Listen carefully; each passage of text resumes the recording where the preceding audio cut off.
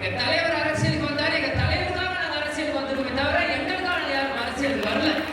எங்க தலைவர் எதுக்கு அரசியலுக்கு வந்தார்? சம்பாதிக்க வந்தாரா? இல்ல எதுக்கு வந்தார்? மக்களுக்கு நல்லது செய்யணும் வந்த ஒரு தலைவர் கேப்டன். இன்னைக்கு கேப்டன் வந்து சிஎம் ஆக தவற விட்டான்னு சொல்றாங்க. தமிழ்நாடு மக்கள் ஒரு நல்ல சிஎம் தவற விட்டார். அதுதான் உண்மை. உண்மையை உறக்க சொல்லணும்.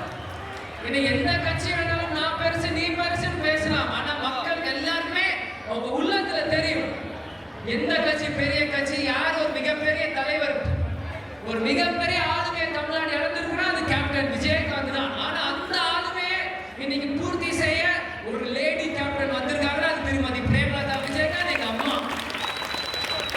இன்னைக்கு வழி நடத்த எவ்வளவு பெண்கள் நீங்க வரீங்க. நீங்க சுத்தி பெண்கள் தான் நான் பாக்குறேன். நீங்க எல்லாருமே இருக்கீங்க.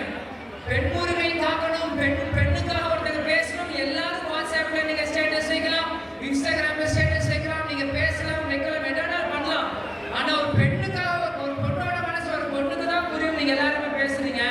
ஆனா இன்னைக்கு ஒவ்வொரு செய்தியும் நீங்க பார்க்கலாம், எல்லா நியூஸ் சேனல் நீங்க பார்க்கலாம், ஒவ்வொரு விவாதம் நீங்க பார்க்கும்போது எல்லா கட்சி தலைவர் படத்தையும் போடுவாங்க. திமுக இருக்கட்டும், அதிமுக இருக்கட்டும், பாஜக இருக்கட்டும், எந்த கட்சி வேணாலும் நீங்க பார்க்கலாம். ஆனா அது எல்லா வரிசையிலும் இருக்கிற ஒரே ஒரு பெண் தலைவர், அது யாருன்னா திருமதி பிரேமலதா விஜயகாந்த் மட்டும்தான். அந்த முருகா சொல்றாங்க, யாருமே எங்களுக்கு எந்த அச்சம் இல்லையா? இதுதான் உண்மை. இன்னைக்கு திருமதி பிரேமலதா